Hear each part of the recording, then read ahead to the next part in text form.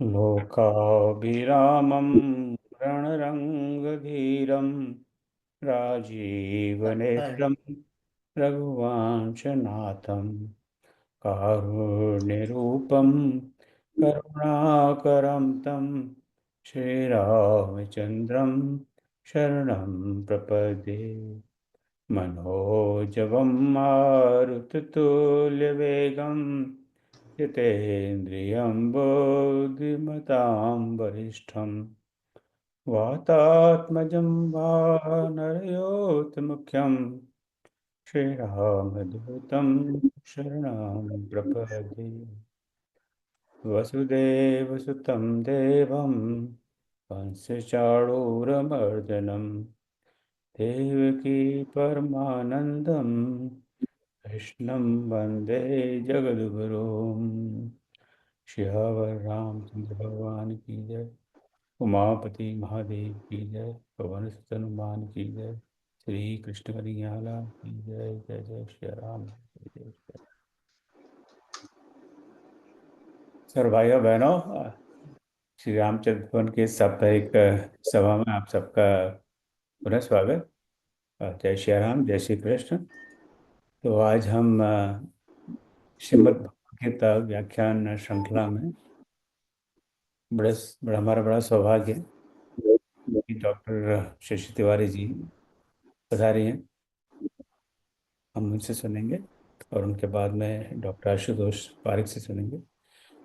हम डॉक्टर आशुतोष शशि तिवारी जी को पहले सुन चुके हैं। आपको ध्यान होगा जब वाल्मीकि जयंती थी तब आप पधारे थे और हमें वाल्मीकि जी के बारे में और वाल्मीकि रामायण के बारे में काफी विस्तृत जानकारी दी। उससे प्रेरित होकर हम सब ने थोड़ा थोड़ा अध्ययन किया और करीब 4 सप्ताह वो कार्यक्रम चला। वाल्मीकि रामायण और श्री रामचरितमानस का तुलनात्मक अध्ययन और विवेचन। तो आपसे बड़ी प्रेरणा मिल रही है हमें डॉक्टर साहब से। बहुत बहुत धन्यवाद, आप पुनः पधारे। आपका मैं औपचारिक परिचय थोड़ा सा दे दूं, जो जिनको आप पता नहीं है आपके बारे में। तो डॉक्टर शशि तिवारी जी वैदिक वाङ्मय और संस्कृत साहित्य की प्रतिष्ठित विदुषी हैं। आपने लखनऊ विश्वविद्यालय से सर्वोच्च अंक और 7 पदकों के साथ एमए संस्कृत और पीएचडी की उपाधियां प्राप्त की हैं। तदंतर लगभग 40 वर्ष दिल्ली विश्वविद्यालय और उसके मैत्रेय कॉलेज के संस्कृत विभाग में अध्यापन किया है। और 2002 सन 2002 से यहाँ जो अमेरिका में यूनिवर्सिटी, हिंदी यूनिवर्सिटी अमेरिका, वहाँ विजिटिंग प्रोफेसर रही हैं। और उसके बाद में आज वहाँ के अभी एडजंक्ट फैकल्टी हैं। सो वैदिक ज्ञान के प्रचार प्रसार में अनवरत डॉक्टर तिवारी ने वेव्स नामक शैक्षणिक संस्था के महासचिव एवं अध्यक्ष के रूप में शताधिक संगोष्ठियों और 26 राष्ट्रीय सम्मेलनों का आयोजन किया है। अभी फिलहाल ही कुछ महीनों पहले ओरलैंडो में अधिवेशन था जिसमें मुझे जाने का सौभाग्य प्राप्त हुआ। तभी पहली बार मेरा इनसे परिचय हुआ और बड़ा सौभाग्य का जब हमारे सामने डॉक्टर साहब आए। सो वेद और संस्कृति विषय पर आपकी अब तक 36 पुस्तकें प्रकाशित हो चुकी हैं, जिनमें कुछ के नाम बता रहा हूँ आपको। ऋग्वेदी है आप, प्रीति सूक्त, सूर्य देवता, ऋग्वेदिक अध्ययन, वैदिक अध्ययन, संस्कृत साहित्य का इतिहास, संस्कृत लोकोक्ति कोश आदि आदि। हमसे तो पढ़ा भी नहीं जा रहा, इतने ऐसे तो नाम है पुस्तकों के। अपने रचनात्मक एवं प्रकाशन परक कार्यों के लिए डॉक्टर तिवारी को विभिन्न अकादमी और शिक्षण संस्थाओं से अब तक 28 पुरस्कार प्राप्त कर चुके हैं। और सन 2015 में आप राष्ट्रपति सम्मान से भी अलंकृत हैं। तो हम बड़े सौभाग्यशाली हैं कि आज डॉक्टर तिवारी से हमें गीता के उपदेश की पृष्ठभूमि पर सुनने को मिलेगा। और इस जो श्रृंखला की भी थोड़ी पृष्ठभूमि आप सबको बता दूं, कि करीब 3.25 महीने से हम सब मिलकर यहाँ पर इस मंच पर हर गुरुवार को गीता का अध्ययन करते हैं। तो एक जैसे यूनिवर्सिटी कॉलेज में कोर्स चलता है उसी की भांति भांति चलता है। हर गुरुवार को करीब 10-12 श्लोक पर हम चर्चा करते हैं। श्लोक, उसके पदच्छेद, अन्वय, पदों के अर्थ और श्लोक का एक सरल हिंदी में अर्थ। और उस क्लास के आधार पर एक क्विज होती है, जो इस कोर्स में जुड़े हुए हैं उस क्विज को ऑनलाइन सबमिट करते हैं। प्रथम 3 अध्याय जब समाप्त हो गए, पहला अध्याय, दूसरा और तीसरा, तो हमने एक मिड सेमेस्टर एग्जाम रखा था। और अभी चौथा अध्याय, पांचवा अध्याय हो गया है, छठे अध्याय हम चल रहे हैं। तो अगले सप्ताह उसका एक दूसरा मिड सेमेस्टर एग्जाम होगा, चौथा, पांचवा, छठा। इसी प्रकार हम ये अप्रैल तक कोर्स चलेगा, और अप्रैल के बाद में जब पूरे 18 अध्याय पूरे हो जाएंगे तब उसका एक एनुअल एग्जाम होगा। तो काफ़ी गंभीरता से करीब 140 गीता को जानने को उत्सुक मित्र देश विदेश से जुड़े हुए हैं। आपको जानकारी हर्ष होगा डॉक्टर तिवारी जी कि गीता में इतनी बड़ी रुचि है। तो उसको ध्यान में रखते हुए आज आपका ये प्रवचन हमारे लिए बड़ा उपयोग होगा। तो बिना आप ज़्यादा समय गंवाए, मैं करबद्ध आपको आमंत्रित करता हूँ। जय श्री राम, जय श्री कृष्ण। आपका स्वागत है। अनम्यूट कर लें।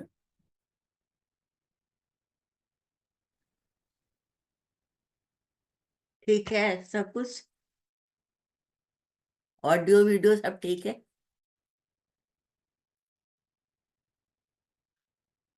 ये सब ठीक है। जय श्री राम। जी। सर्वोपनिषदो गावो दुग्धा गोपाल नंदनः पार्थो वत्स सुधीर भोक्ता दुग्धम गीतामृतम महत्।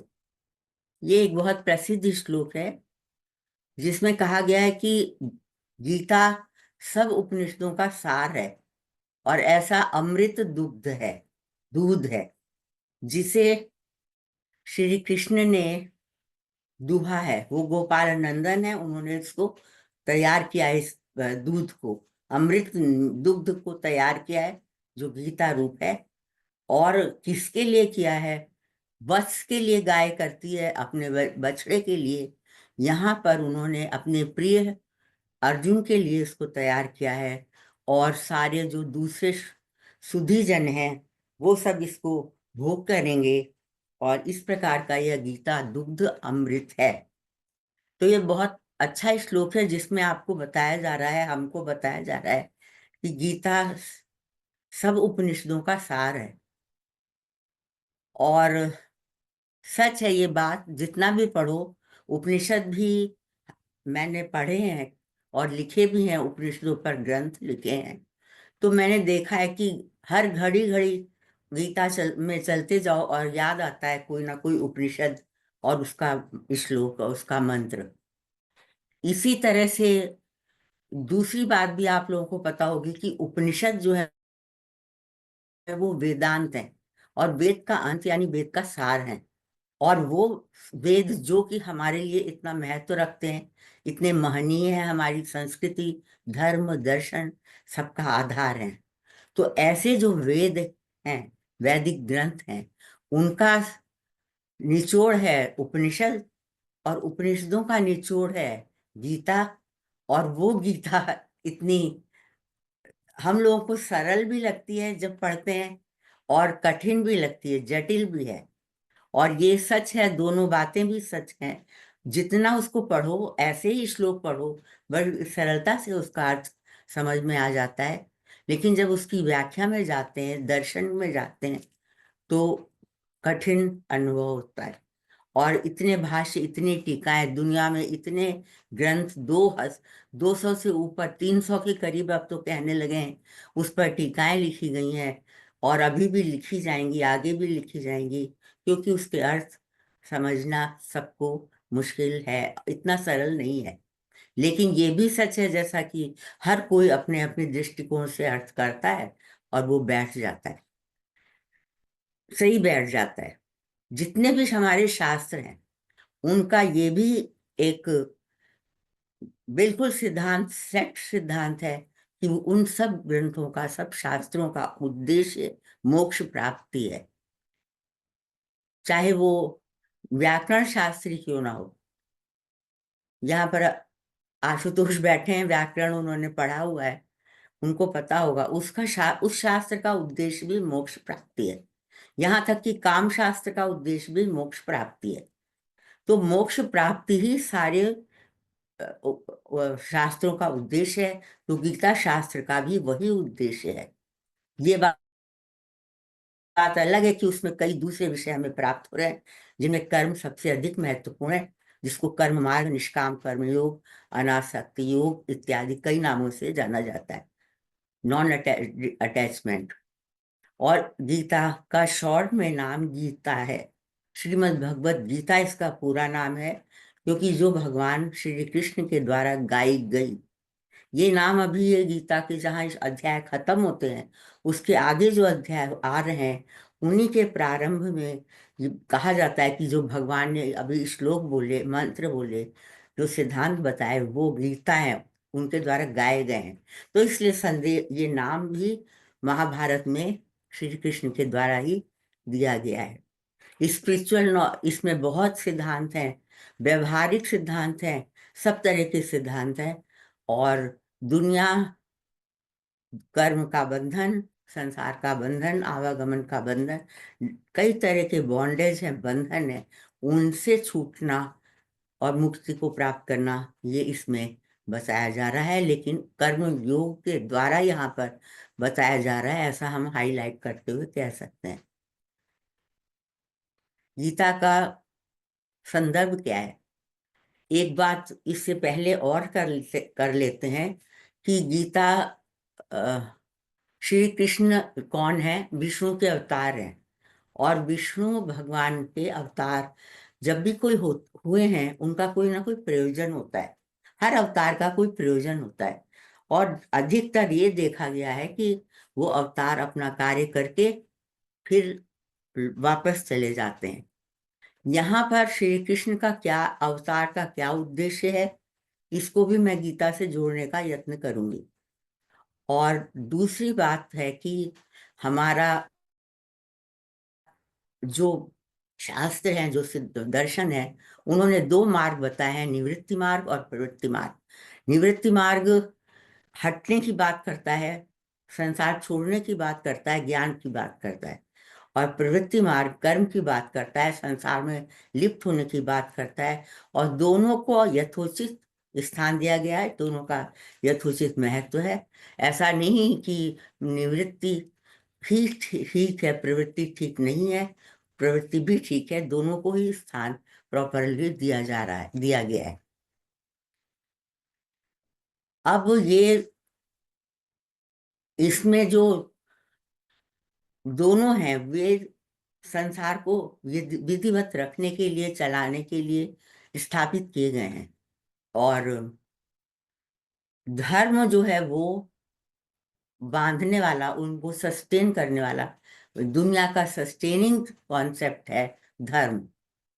धर्म से ही सब धारण किया जाता है, मनुष्य से लेकर जितने भी प्राणी हैं, जितनी भी प्रकृति, जड़ चेतन, समस्त संसार, जड़ इत्यादि भी धर्म के द्वारा ही धारण किए जाते हैं। लेकिन ये स्वभाव है कि जब कोई चीज बहुत दिनों तक चलती है तो धीरे धीरे वो उसका महत्व क्षीण होने लगता है, और फिर इतना क्षीण हो जाता है कि वो कम होने लगती है, तो बैलेंसिंग की प्रॉब्लम हो जाती है।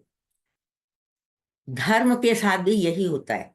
और विष्णु का कार्य है मेंटेन करना, की स्थिति करना। ब्रह्मा विष्णु महेश के कार्य आपको पता है। तो जब विष्णु जी का को दिखता है कि यहाँ पर अब धर्म नीचे जा रहा है, अधर्म ऊपर आ रहा है, यदा यदा ही धर्म से ग्लानिर्भवति भारत अभ्युत्थानम अधर्म से तदात्मानं सृजामि हम। क्यों? पवित्राणाय साधूनां विनाशाय च दुष्कृतां धर्म संस्थापनार्थाय संभवामि युगे युगे। धर्म संस्थापना के लिए, क्योंकि वो धर्म का, ठीक से धर्म रहे, ये कार्य उन्हीं का है। और जब वो देखते हैं कि ये अब नहीं रह पाएगा, तब वो उसको स्थापित करने के लिए, स्थापना करने के लिए आते हैं। तो दूसरा पॉइंट मेरे का कहने का ये है कि धर्म से मैं गीता को देखेंगे, हम जोड़ने का यत्न करेंगे। और जो महाभारत का कॉन्टेक्स्ट है, उसका प्रसंग है, उसको भी थोड़ा स्मरण करना उचित होगा। बहुत ज्यादा पीछे से नहीं जाते, शांतनु से जाए तो भी अच्छा है। जो महाभारत के वंशज हैं, कुरु वंश के लोग, उनका बार बार ऐसा कुछ हो रहा है, ऐसा कुछ हो रहा है कि वो युद्ध के तरफ चल रहा है, और उनका उनमें सहानुभूति, सामरस्य, सौहार्द नहीं रहता है। कुरुवंश के शांतनु जो थे, उनके भीष्म पितामह उनके बेटे थे, गंगा पुत्र थे वो भीष्म। उन्होंने प्रतिज्ञा कर ली कि वो शादी नहीं करेंगे, और वो क्यों नहीं करेंगे, क्योंकि सत्यवती को के बच्चों का भी राज्य सिंहासन मिलना चाहिए, ऐसा तय किया जा चुका था। तो एक तो यहाँ पर समस्या हो गई शांतनु। सत्यवती की स्टोरी बड़ी लंबी है, तो बच्चे भी हुए नहीं, नहीं के बराबर जल्दी डेथ हो गई उनकी। फिर उनके उनकी जो वाइफ थे, उनकी जो पत्नियां थी, उनके लिए वेदव्यास से नियोग हुआ, फिर बच्चे हुए। फिर वो बच्चे ये धृतराष्ट्र हैं और पांडु हैं। धृतराष्ट्र अंधे हैं, पांडु बीमार रहते हैं। कौन राजा बने? अब भीष्म ने तो प्रतिज्ञा की हुई है कि वो राज्य सिंहासन पे नहीं बैठेंगे, मगर उसकी रक्षा करेंगे। अब फिर उन्होंने पांडु को बैठा दिया, क्योंकि वो कम से कम अंधा तो नहीं है, देख के काम करेगा। फिर पांडु जो है वो जल्दी उनकी मृत्यु हो गई। अब फिर कौन करे? फिर धृतराष्ट्र को बैठाया गया, क्योंकि एकमात्र वही रह गए थे। फिर बड़े बच्चे होते हैं, दोनों के बच्चे बड़े होते हैं। उनमें से युधिष्ठिर बड़े हैं और दुर्योधन छोटा है। फिर ये कजन्स में झगड़ा शुरू होता है कि कौन राज्य करे। भीष्म चाहते हैं युधिष्ठिर करे, और इसमें फिर मनोभाव, दोनों के मनो बिगड़ जाते हैं। जब ये पढ़ने जाते थे बच्चे सारे, एक के 100 बच्चे, एक के 5 बच्चे, तभी से इनमें मनस्क भाव, कलह की भावना उत्पन्न हो गई। और वो बढ़ती गई, बढ़ती गई, इतनी बढ़ गई कि बड़ेपन में दुर्योधन को, क्योंकि धृतराष्ट्र तो राजा है ही, तो धृतराष्ट्र ही राजा का कार्य कर रहे हैं, मगर मनो सबके मन खराब हो रहे हैं। और वो कहानी आप लोगों को अच्छे से सब कुछ पता है। फिर अंततः यही होता है कि लड़ाई कर ली जाए, युद्ध कर लिया जाए। शांति दूत बन के श्री कृष्ण जाते हैं, वो भी विफल हो जाते हैं, और फिर लड़ाई ठहर जाती है। कुरुक्षेत्र का मैदान है, धर्म क्षेत्र उसको कहते हैं, क्योंकि ये लड़ाई की बुनियाद धर्म है। यहाँ पर लड़ाई की बुनियाद धर्म है। धर्म मतलब वही जो अधर्म को हराने में लगी हुई है। और फिर कृष्ण भगवान सारथी बनते हैं। सारथी का मतलब है वो कुछ करेंगे नहीं, उनको किसी से मतलब नहीं है कि दोनों सेनाओं में से कौन सी सेना जीतती है, कौन से लोग जीतते हैं। वो तो निष्काम रहेंगे और तटस्थ रहेंगे। और दोनों तरफ सारे, दुनिया के सारे पुरुष सेना में खड़े हुए हैं। कोई भी ऐसा नहीं है जो वहां पर खड़ा नहीं हुआ है, युद्ध करने नहीं जा रहा है। ये महाभारत है, महान संघर्ष है। सिर्फ 2 लोग, अगर आपकी उत्सुकता हो तो शायद आपको पता है तो बहुत अच्छा, नहीं तो मैं बताऊं कि सिर्फ 2 लोग युद्ध में नहीं भाग ले रहे हैं, और सारे राजे, सारे संबंधी भाग ले रहे हैं। वो 2 लोग हैं। एक तो रुक्मी है, क्योंकि वो नाराज हो गया था श्री कृष्ण से, क्योंकि वो उसकी बहन रुक्मणी को उठा के ले आए थे। तो रुक्मी ने कहा कि मैं तटस्थ रहूंगा, मेरा एक तरफ तो मेरा बहन है और एक तरफ गलत लोग हैं, तो ना मैं उधर रहूंगा ना मैं इधर रहूंगा, तटस्थ रहूंगा। और दूसरे हैं श्री बलराम जी, जो जो कृष्ण जी के छोटे बड़े भाई हैं। उन्होंने कहा वो भी नहीं लड़ेंगे। दुर्योधन और अर्जुन दोनों उनके पास गए थे अपनी सहायता मांगने के लिए। क्यों नहीं लड़ेंगे? क्योंकि हमारा स्टूडेंट है दुर्योधन, तो मैं उसकी तरफ से जाना चाहता हूँ। लेकिन कृष्ण जो है वो दूसरी तरफ अर्जुन के साथ हैं। तो फिलहाल मैं दोनों तरफ नहीं जाता, मैं किसी की तरफ से नहीं लड़ूंगा। और वो नहीं लड़ते हैं। बलराम जी की स्टोरी बहुत बहुत ही अच्छी है, आप लोगों को पढ़नी चाहिए। और फिर वो युद्ध जो है इस तरह से 2 को छोड़ के सबके बीच में हो रहा है। अब हम यहाँ पर देखते हैं कि अर्जुन, पहला दिन है और वो सारे नियमावली के साथ युद्ध होते थे। बहुत ही नियम से होते थे, शाम तक होते थे, रात तक नहीं होते थे। रात में सब अपने शिविरों में रहते थे, एक दूसरे के पास जा भी सकते थे, किसी को कोई डर नहीं था। दूसरे के, शत्रु के कैंप में भी जा सकते थे। तो और सुबह से शुरू हो जाता था। तो सुबह का समय होगा, 1 घंटा हो गया होगा, सबने अपने शंख बजा दिए, मारू बाजे बजा दिए, सबके पास अपने अपने शंख है। आगे पूर्वाभिमुख होकर खड़ी हुई है इनकी पांडवों की सेना, और पश्चिमाभिमुख होकर खड़ी हुई है अ, कौरवों की सेना। और फिर अ, अर्जुन कृष्ण से कहता है, रथ को बीच में ले चलिए। और वो जैसा कहता है वैसे ही करते हैं, क्योंकि सारथी का काम तो यही करना है जो कहा जाए। उसके बाद फिर वो, आपको सब पता है, मैं सिर्फ उसके पॉइंट्स बताऊंगी कैसे ये डेवलपमेंट हो रहा है कि गीता देने की जरूरत पड़ेगी। तो वह जब ये देखता है अर्जुन कि दोनों तरफ उसी के लोग हैं, उसी के आदरणीय पितामह भीष्म, आदरणीय गुरुजन द्रोणाचार्य, कृपाचार्य, कर्ण, सारे उसी के लोग दूसरी उस तरफ भी हैं, और इधर तो उसके भाई हैं, युधिष्ठिर भीम इत्यादि। तो अगर लड़ाई होगी तो इसमें स्वजन ही की तो मृत्यु होने वाली है, और मैं स्वजन की मृत्यु नहीं करूंगा। मैं इस पाप को नहीं करूंगा। मैं अपने हाथ खून से नहीं रंगूंगा। मैं भीख मांगकर खाना पसंद करूंगा।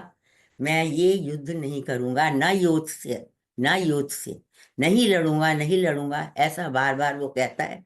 उसके उस कांपने लगता है, उसके पसीना आ जाता है, शरीर उसका वो खड़ा नहीं रह पाता है, और फिर रथ पर बैठ जाता है। गांडीव को भी रथ पर रख देता है। गांडीव धनुष वो धनुष है जो भगवान शिव ने उसको दिया है, और वो कहीं पर भी गांडीव धनुष को रखता नहीं था, अपने कंधे पर ही हमेशा लादे रहता था। लोग, एक किसी ने कहा था उसको कि क्यों रख ऐसे करते हो, रख लो जमीन पे या कहीं रख दो। तो वो उससे बहुत गुस्सा हो गया था, और उसे मारने को उतारू हो गया था। वो गांडीव धनुष उसने वहां पर रख दिया, स्वयं भी बैठ गया, और उसने कहा ना, युद्ध से नहीं लड़ूंगा। और उसने रीजन, फिर कृष्ण ने पूछा तो उसने रीजन देना शुरू किया। रीजन नंबर 1, कि ये लोग मर जाएंगे, जो हमने अभी आपको बताया है। और नंबर 2, ये रीजन है कि लड़ाई अगर हुई तो इसके दूरगामी परिणाम होंगे। पुरुष सारे खड़े हुए हैं, जैसा बताया जा मैंने अभी, वो उनकी मृत्यु होगी, और औरतें अनाथ हो जाएंगी, बच्चे अनाथ हो जाएंगे, औरतें एक दूसरे के घरों में जा चली जाएंगी। किसी को किसी का अपने कुल का धर्म का ध्यान नहीं रहेगा, जाति धर्म का ध्यान नहीं रहेगा, वर्ण व्यवस्था छिन्न भिन्न हो जाएगी, सारा समाज विघटित हो जाएगा, और वर्ण संकर जातियां उत्पन्न होंगी, वर्ण संकर लोग उत्पन्न होंगे। जो अर्जुन ने विजुलाइज किया, what he has visualised at that time about the future, and about the future, we are in the future, actually we are in the future. So उसने ये जो भी विजुलाइज किया कि ऐसा ऐसा होगा, हम आज देख रहे हैं कि वो सब वैसा हुआ हुआ है। आजकल धर्म, कुल धर्म, जाति धर्म, वर्ण व्यवस्था, ये सब चीजें नहीं हो रही, मानी जा रही हैं। लोग अपने अ, जो कुल के नियम होते थे उस पर नहीं चलते हैं, जैसे कि पहले लोग चलते थे। तो ये जो उसने कहा था वो सही कहा था, और ऐसा नहीं है कि गलत कहा था। लेकिन कृष्ण जी को ये पसंद नहीं आया कि वो इतनी दूर तक की बात करे, और इतनी चिंता करे भविष्य के विषय में, जो कि उसका अधिकार क्षेत्र नहीं है। इसको उन्होंने उसका मोह कहा। तुम्हारा मोह है, गलत समझना। तुम भविष्य की इतनी बातें करो, तुम्हें क्या पता है आगे क्या होने वाला है। और दूसरा जो पहला वाला पॉइंट था, उस पर उसको भाष्यकारों ने कहा कि ये अर्जुन का शोक है। इष्ट चिंता नाश से शोक होता है। जब हमारा कोई इष्ट जन हमसे दूर जाने का है, तो उसकी विषय, उसको ध्यान करके शोक उत्पन्न होता है। तो मरने वाले हैं ऐसा सोचकर उसको शोक उत्पन्न हो रहा है। मरे नहीं है, अभी मरने वाले हैं। और अब ये सब समाज में हो जाएगा, ऐसा सोचकर उसको मोह उत्पन्न होता है। ये जो शोक और मोह है, उसके चित्त में जब आ जाते हैं तो वो खड़ा नहीं रह पाता, कपकपी होती है, जैसा कि वर्णन किया गया है। इसको कहते हैं कि ये विषाद योग है। ये विषाद योग है, आपका ये चैप्टर का नाम भी विषाद योग है, पहला चैप्टर। तो कह सकते हैं हम कि शोक और मोह विषाद को उत्पन्न करते हैं। और विषाद जो है वो कारण है कि अर्जुन आगे युद्ध ना करने के लिए जब बात करता है। यानी ये कि कृष्ण जी को अगर अर्जुन का विषाद दूर कर सकें तो he will be again ready for the war, fighting. उसको ऐसा कुछ नहीं हुआ है लड़ने के लिए कि वो डर रहा है कि मृत्यु हो जाएगी, या डर रहा है कि उसको हार गया तो क्या होगा। वो तो सिंपैथी के लिए युद्ध ना करना चाह रहा है। बाकी ये है कि उसको विषाद हुआ है, और अगर उसका विषाद हटा दिया जाए तो वो हो जाएगा, ठीक हो जाएगा। और जैसा कि आप जानते हैं, लास्ट में जो चैप्टर है उसके लास्ट में लिखा हुआ है कि अर्जुन कहता है गतो शोका, और क्या है करिष्यामि वचनम तव। गतो गतो शोका, गतो संदेहा, करिष्यामि वचनम तव। मैं जो तुमने कहा है मैं वो करूंगा, मेरा शोक दूर हो गया। और वो खड़ा हो जाता है और युद्ध के लिए तैयार हो जाता है। तो ये पृष्ठभूमि है कि इस मानसिकता के साथ वो युद्ध जब बैठ जाता है तो अर्जुन को कृष्ण जी उपदेश देते हैं। और वो उपदेश, पहला भाग जो उसका है उसमें शोक को दूर करना है, जिसमें कि आप मुश्किल से 15, 16, 18 इस मन इस लोग ले सकते हैं, जिसमें आत्मा का वर्णन किया गया है। नायनम सन्दन्ति शस्त्राणि इत्यादि, नायम हन्ति न हन्यते, देहिनोऽस्मिन् यथा देहे कौमारम यौवनम जरा। इस तरह के जो श्लोक शुरू में है, जायते म्रियते वा कदाचित नायम आत्मा। तो इस तरह के वाले श्लोकों में शोक का निवारण किया जाएगा। तभी हमारे यहाँ अभी तक ये प्रथा है कि मृत्यु के समय पर तो इन श्लोकों को जरूर याद किया जाता है, जिससे कि आत्मा का स्वरूप सबको समझ में रहे और ज्यादा शोक ना करें। दूसरा जो मोह था, उसके लिए उन्होंने कर्म का उपदेश दिया कि तुम अपना कर्म करो और छोड़ो बाकी बातें। तो अपना कर्म करो, उसके उसके फल की इच्छा मत करो। और हर कर्म का एक फल होता है। साइंस आप लोगों ने, हमने सबने पढ़ी हुई है, कॉज एंड इफेक्ट थ्योरी। तो अब हर कार्य का एक कोई ना कोई परिणाम होता है। तुम अगर सोच के करोगे तब भी परिणाम होगा, तुम नहीं सोच के करोगे तब भी परिणाम होगा। तुम एक पेड़ बोगे, रोज रोज पौधे में पानी डालोगे डालोगे, वो बड़ा होगा, फल देगा। तुम चाहो कि फल ना दे तब भी देगा। तो इस तरह से ये इतनी सरल सी बात है, तुम इसको कर सकते हो। और अगर तुमने इसी को बिना भावना के करने की प्रैक्टिस कर ली तो निष्काम होने के कारण ये और अधिक फल देगा। निष्काम कर्म योग या आसक्ति के बिना किया गया कर्म, ये आप लोगों ने जब इतने दिन गीता पढ़ रहे हैं तो ये आप लोग समझ चुके होंगे कि इसका मतलब क्या है। तो आसक्ति इज द रूट, आसक्ति जो है वही कारण है। Karma are not binding, karmas are not binding, bindings are the karma फलास।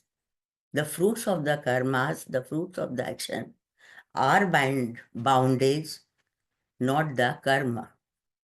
तो इसलिए तुम कर्म करो, कर्म के फल की इच्छा नहीं करो, बंधोगे नहीं। धीरे धीरे तुम्हारा चित्त शुद्ध हो जाएगा, ज्ञान का उदय होगा, मोक्ष की प्राप्ति होगी।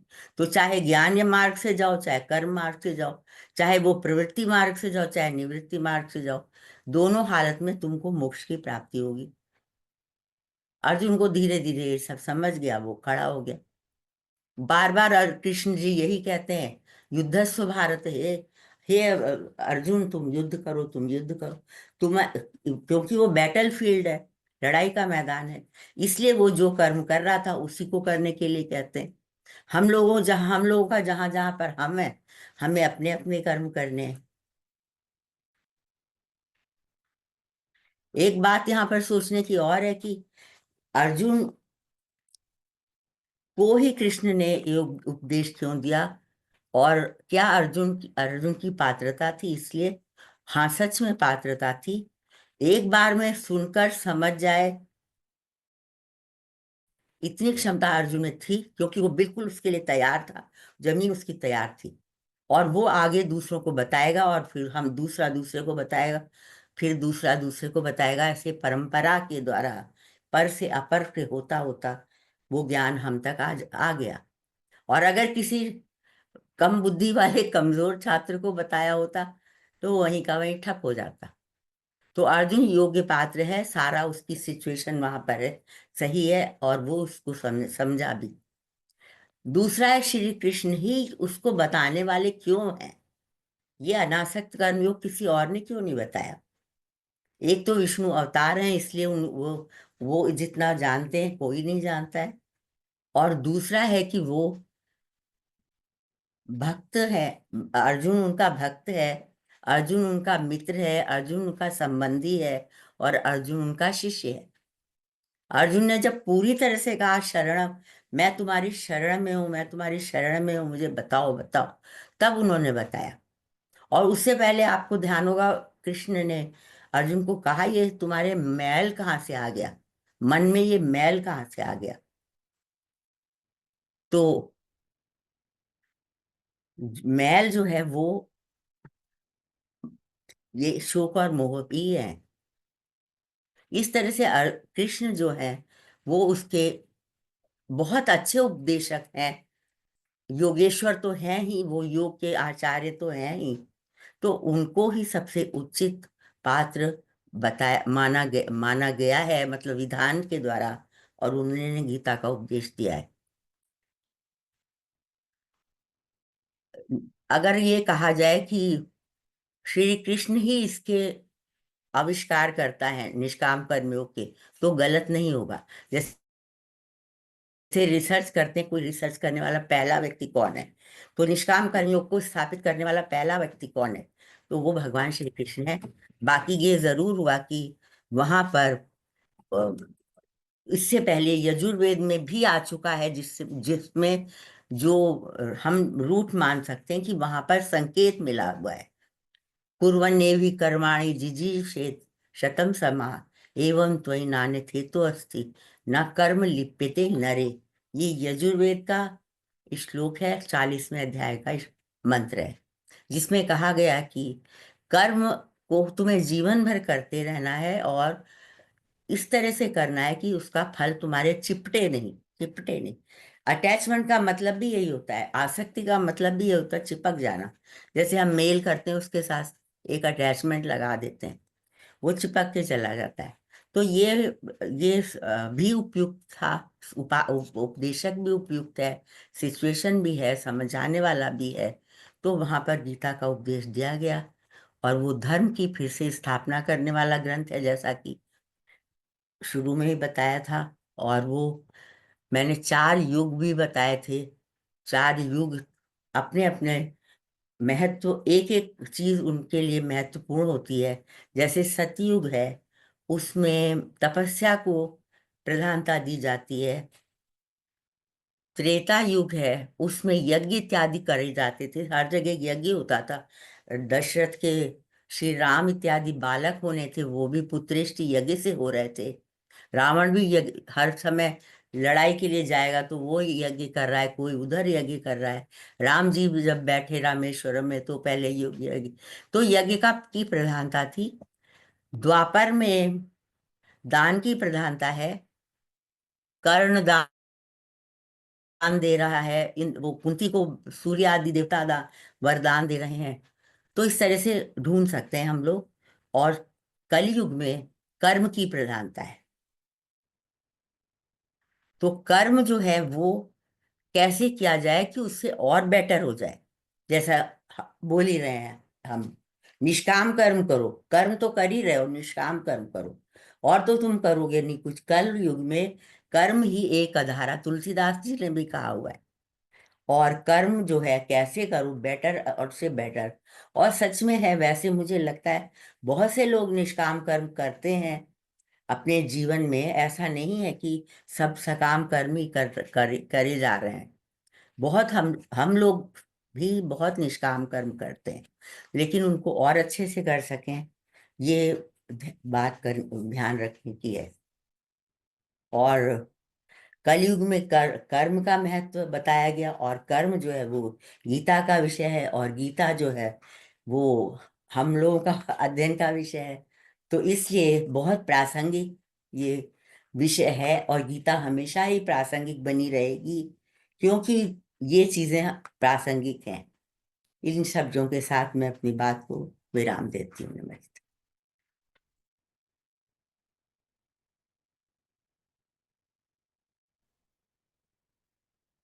बहुत बहुत धन्यवाद आदरणीय डॉक्टर शशि तिवारी जी।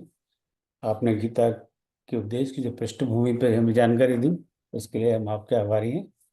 अभी हम दूसरे वक्ता को आमंत्रित करते हैं, फिर बाद में we will open up for questions. किसी का कोई क्वेश्चन हो तो आप पूछिएगा।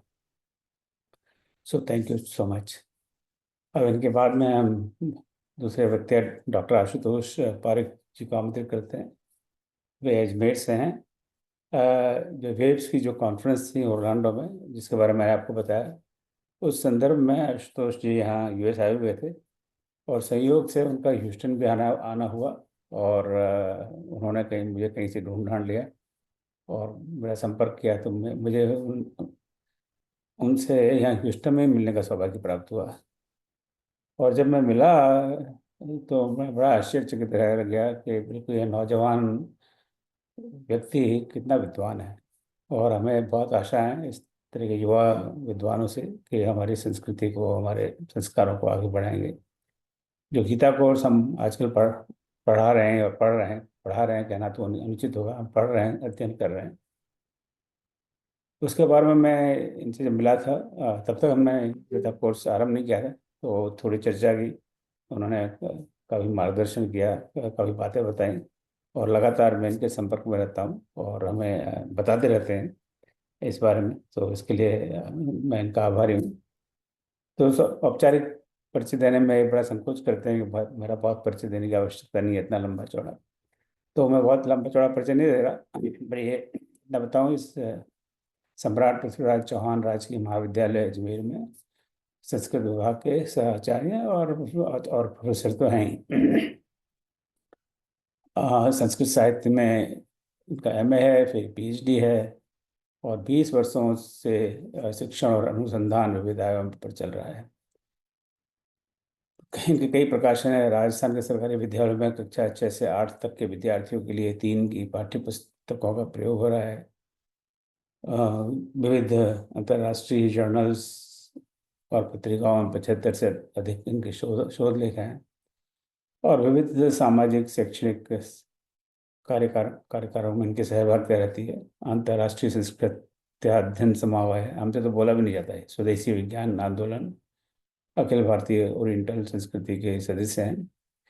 और अब सब मैं बोलने जाऊंगा तो ये मुझे टोक देंगे, तो आगे मैं नहीं बता रहा।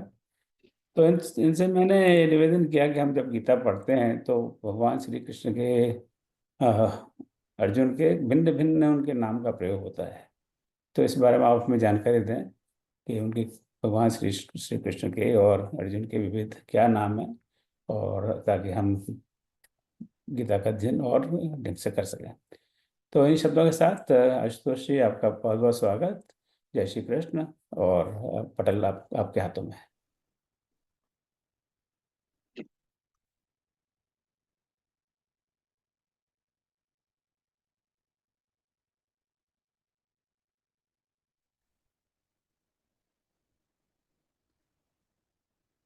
सर्वप्रथम मैं आप सभी का बहुत बहुत आभार व्यक्त करता हूँ। मेरी आवाज आपको आ रही होगी, ध्वनि आ रही होगी।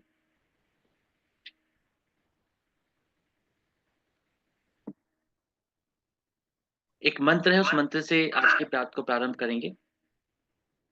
ओम विश्वानि देव सवितर दुरितानि परासुव यद्भद्रं तन्न आसुव। ओम शांति शांति शांति। सभी प्रकार के दुरित अर्थात जो हमारे बुरे कर्म होते हैं या जो भी हमने ठीक कार्य नहीं किए होते हैं, उन बुरे कर्मों से बचाने की बात करने का प्रयास करते हैं और हमें श्रेष्ठ मार्ग की तरफ लेकर के जाने की बात करते हैं वेद मंत्र। श्रीमद् भगवत गीता निश्चित रूप से एक ऐसा ग्रंथ है जो ग्रंथ हर व्यक्ति को पढ़ना चाहिए। और मैं डॉक्टर ओम गुप्ता जी, जो प्रोफेसर ओम गुप्ता जी हैं, उनसे उनका बहुत बड़ा आभारी हूँ कि उन्होंने इस प्रकार से एक मुहिम चला रखी है जिसके माध्यम से वे गीता का अध्ययन करवा रहे हैं। तो सबसे पहले आपका बहुत बहुत आभार और धन्यवाद इस तरह के मंच को प्रदान करने के लिए सभी लोगों को। इसके अतिरिक्त प्रोफेसर शशि शशि तिवारी जी, क्योंकि मैं आप ही के कारण से शायद ओम गुप्ता जी से मिल पाया, क्योंकि वेव्स की ही कॉन्फ्रेंस में मैं अमेरिका वहां पर पहुंचा था और आप दोनों से मुलाकात एक जगह पर एक ही कारण से वहां पर हुई। इसलिए तिवारी जी का, मैम का बहुत बहुत आभार और धन्यवाद। और उनके कहने के बाद वैसे कुछ कहना शेष रहता नहीं है, लेकिन फिर भी क्योंकि आदेश है तो आदेश की अनुपालना करना बहुत जरूरी है, तो उसी आदेश की अनुपालना में मैं अपनी बात को रखने का प्रयास करूंगा। मैं अपनी स्क्रीन शेयर कर रहा हूँ और शायद आपको स्क्रीन दिख रही होगी, ऐसा मुझे लग रहा है। हाँ, दिख रहा है। दिख रहा है, ठीक है।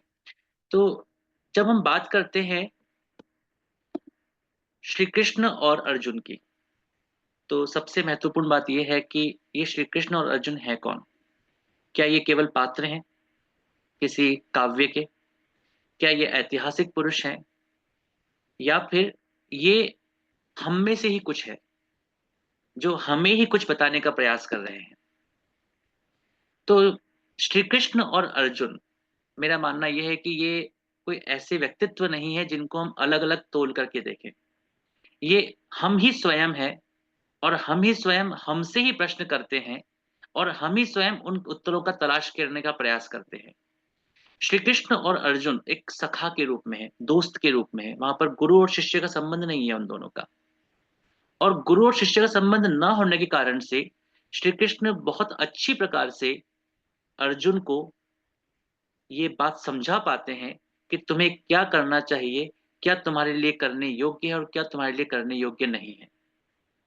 और यही बहुत बड़ा कारण है कि अर्जुन जो युद्ध में अपने आप को शस्त्र छोड़कर उस युद्ध से पलायन करने की इच्छा में था, उस अर्जुन को श्री कृष्ण पुनः युद्ध में लेकर के आ जाते हैं। श्री कृष्ण ने ऐसा क्यों किया, उसके पीछे एक बहुत बड़ा कारण यह था कि महाभारत जैसा युद्ध और उस युद्ध में सामने इतने बड़े बड़े वीर योद्धा और उनका मुकाबला करने के लिए अर्जुन एक ऐसा व्यक्तित्व था जिसके बिना महाभारत के युद्ध को जीतना बहुत मुश्किल था। तो एक दोस्त के नाते, एक सखा के नाते श्री कृष्ण जानते थे कि यदि ये मित्र साथ नहीं देगा तो इस युद्ध में सत्य की विजय होना बहुत मुश्किल है और कौरवों की विजय निश्चित रूप से होना संभव है। अतः ये बहुत जरूरी था कि अर्जुन को वापस मोड़ा जाए। और श्री कृष्ण और अर्जुन के इसी संवाद में हमें कई तरह के नाम, कई तरह की बातें मिलती हैं जिनको हम देखते हैं, समझते हैं कि किस प्रकार से वे एक दूसरे को संबोधित करते हैं और कहने का प्रयास करते हैं। अभी अभी तिवारी जी ने इस श्लोक का जिक्र किया कि सर्वोपनिषदो गावो दोग्धा गोपाल नंदनः। श्रीमद् भगवत गीता निश्चित रूप से सार्वकालिक, सार्वभौमिक और सार्वदेशिक सिद्धांतों का प्रतिपादन करती है। यह जीवन को एक ऐसी दिशा प्रदान करती है, वास्तव में हम कहें तो ये जीवन को प्राण प्रदान करती है। ये कर्तव्य निष्ठा की प्रेरणा देने वाली होती है, सर्व धर्म पालन की दार्शनिकता को प्रदान करने वाली होती है, सर्वशास्त्रमयी होती है और ज्ञान, कर्म और भक्ति योग इनकी त्रिवेणी है। इसी कारण से गीता बहुत अधिक महत्वपूर्ण हो जाती है। इसके आगे जब हम बात करते हैं गीता के बारे में, तो आप देख रहे हैं कि यहाँ पर गीता में जो अर्जुन है और कृष्ण है उनको अलग अलग दृष्टिकोण से दिखाया गया है। एक तरफ हम देख रहे हैं कि श्री कृष्ण रथ चला रहे हैं और अर्जुन अपना तीर निकाल रहे हैं प्रहार करने के लिए। दूसरी तरफ हम देख रहे हैं कि अर्जुन जो है वे घुटने के बल बैठे हुए हैं और श्री कृष्ण उन्हें उपदेश दे रहे हैं, कह रहे हैं कि तुम युद्ध अवश्य करो, यही तुम्हारा कर्तव्य है। तीसरे चित्र में आप देख रहे हैं कि किस प्रकार से अर्जुन को ये स्पष्ट कर देते हैं श्री कृष्ण कि यदि तुमने अपने कर्तव्य से किसी भी तरह की विमुखता दिखाई तो कहीं ऐसा ना हो कि मुझे अपनी प्रतिज्ञा तोड़नी पड़े। जो प्रतिज्ञा उन्होंने की थी कि मैं इस महाभारत के युद्ध में किसी भी तरह का शस्त्र नहीं उठाऊंगा, अर्जुन को यह एहसास दिलाते हैं कि तुम्हें यह काम करना होगा, वरना तुम्हारे ही दोस्त, तुम्हारे ही सखा मुझ श्री कृष्ण की प्रतिज्ञा टूट जाएगी। और एक तरफ हम देख रहे हैं कि श्री कृष्ण और अर्जुन दोनों ही शंखनाद करते हैं, दोनों ही एक में एक से एक राग मिलाते हैं। जैसे कि वेद मंत्र कहता है समानी व आकुति समाना हृदयानि वह, बस वही बात यहाँ पर हो जाती है कि अब हमें दोनों को मिलकर एक ही दिशा में आगे बढ़ना है।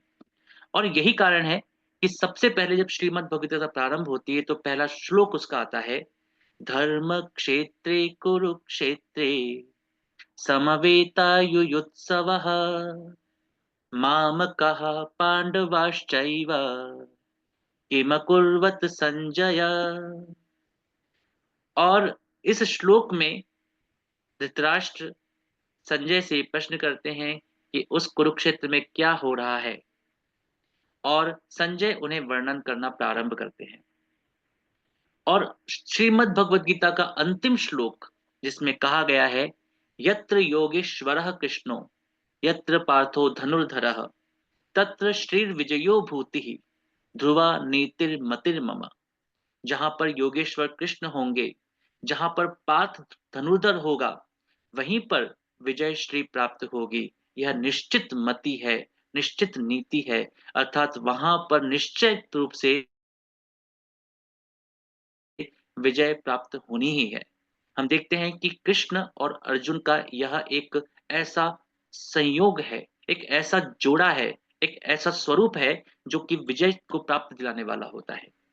ये श्री कृष्ण और अर्जुन के बारे में जब बात की जाती है तो श्री कृष्ण की ऐतिहासिकता या श्री कृष्ण के जीवन से आप परिचित हैं। श्री कृष्ण कौन थे, क्या थे, उसके बारे में हम जानते हैं। लेकिन श्री कृष्ण के लिए प्रयोग किए जाने वाले शब्द जो थे वो कौन कौन से थे, और मैं ओम गुप्ता जी का बहुत आभार व्यक्त करूंगा कि उन्होंने ही मुझे ये एक सूची प्रदान की कि प्रमुख रूप से कौन कौन से शब्द प्रयोग हुए हैं, और उसी सूची को हम यहाँ पर समझने का अब प्रयास करते हैं। सबसे पहला शब्द जो प्रयोग किया गया, अकारादि क्रम से इन शब्दों को रखा गया है, तो जो शब्द यहाँ पर आता है वह है अच्युतः। अच्युतः न च्युतः इति अच्युतः। च्युतः का मतलब होता है हट जाना, छूट जाना, अलग हो जाना।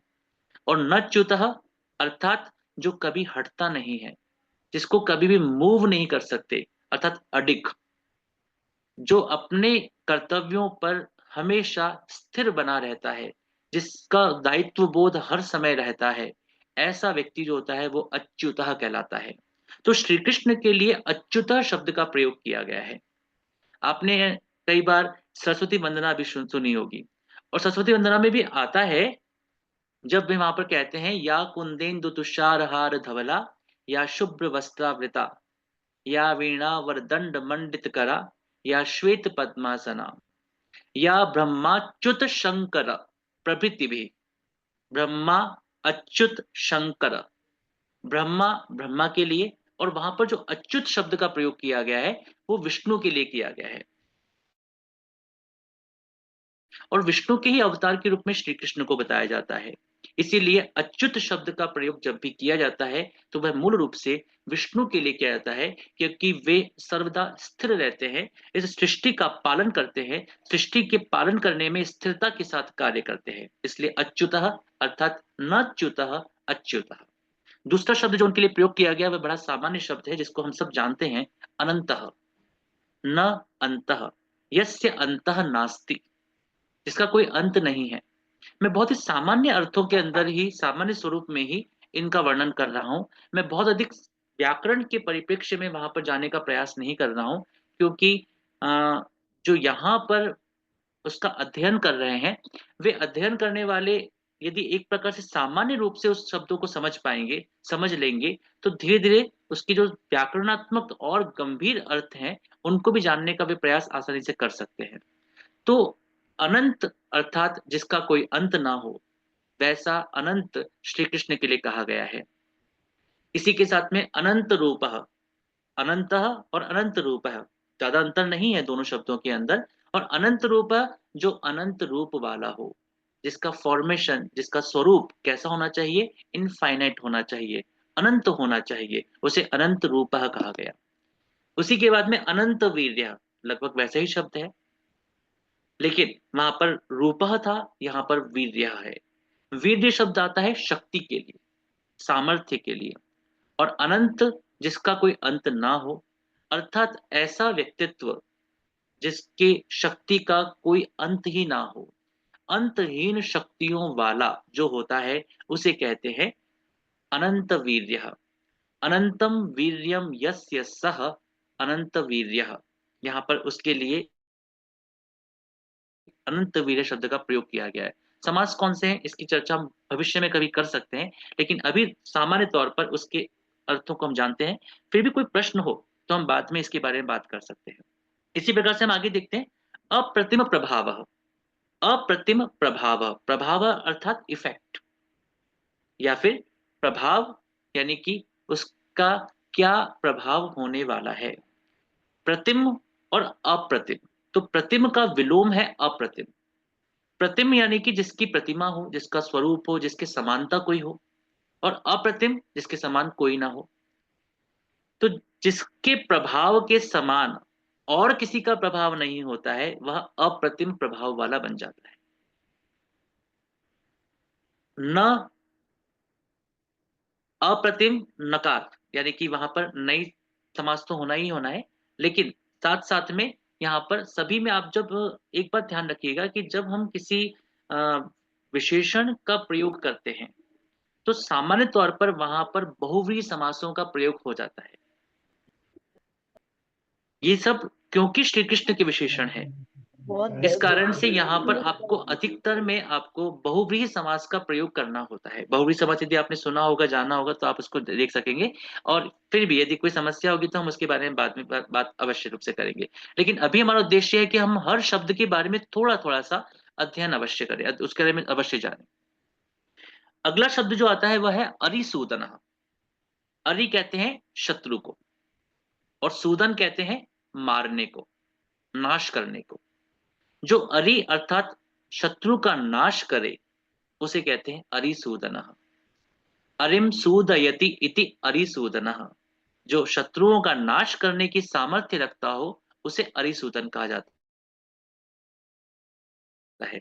आपने ऐसा एक नाम मधुसूदन भी पढ़ा होगा श्री कृष्ण के लिए, वो भी अभी इसी लिस्ट में आपको बाद में देखने को मिलेगा। अगला आता है शब्द कमल पत्राक्षः।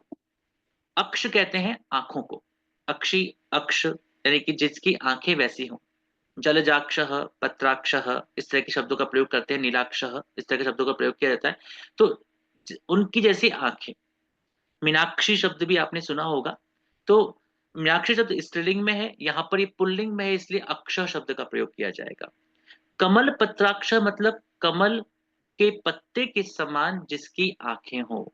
तो कमल का जो पत्ता होता है, उसकी जो कली, आप उस कली में से उस एक पत्ते को निकालेंगे, या फूल में से केवल एक पत्ते को निकालेंगे, उस पत्ते की जो आकृति आप देखेंगे, उस आकृति के समान जिसकी आकृति होती है, जिसकी आंखें होती हैं, हमारी आंखों को भी आप देखिएगा, आपकी आंखें भी कमल के पत्ते के समान ही है, वैसे ही श्री कृष्ण की आंखें भी है।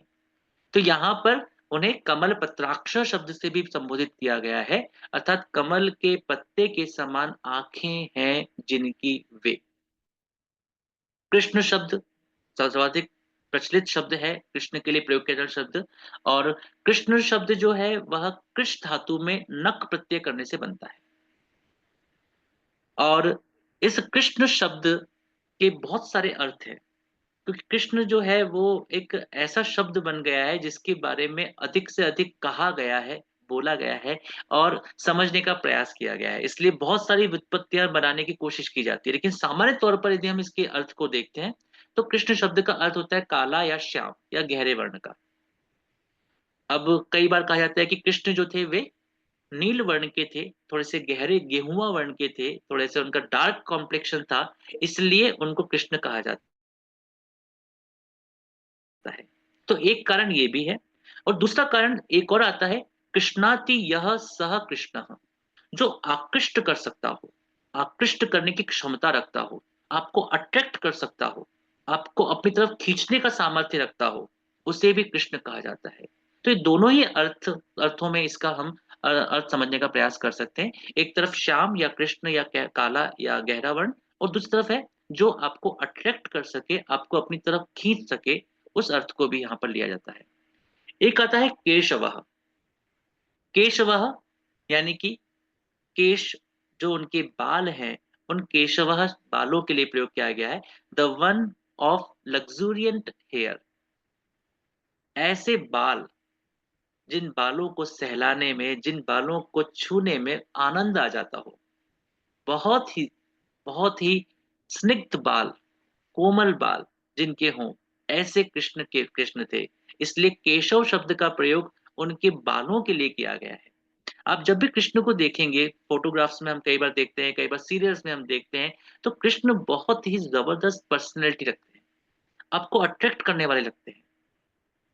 तो ये अट्रैक्शन का जो कारण है, वो कारण है उनका शारीरिक सौंदर्य, और इस शारीरिक सौंदर्य आपको हर बार देखने को मिलेगा। हम नहीं जानते कि मूलतः कृष्ण किस स्वरूप में थे, लेकिन जिस तरह के स्वरूप की चर्चा की जाती है, या जिस तरह के स्वरूप को हम मूर्तियों के रूप में देखते हैं, या जिस तरह के स्वरूप को सीरियल्स में देखा जाता है, वह सब कुछ छवि जो है वो ग्रंथों से ही आई है।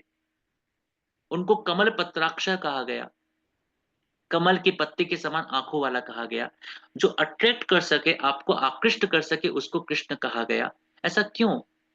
तो उसी तरह की छवि को निर्माण किया जाता है, और उसी तरह की छवि हम मूर्तियों के रूप में या फिर किरदारों के रूप में, पात्रों के रूप में, चित्रों के रूप में देखते हुए आए हैं। तो केशवा शब्द उनके बालों के लिए है, केश से संबंधित है, इसलिए यहाँ पर केशव शब्द का प्रयोग भी किया गया है। एक आता है केशी निषूदन। देखिए, हमने ऊपर की तरफ में अरिसूदन शब्द पढ़ा था। ये अरिसूदन और केशी निषूदन आपस में एक जैसे ही है।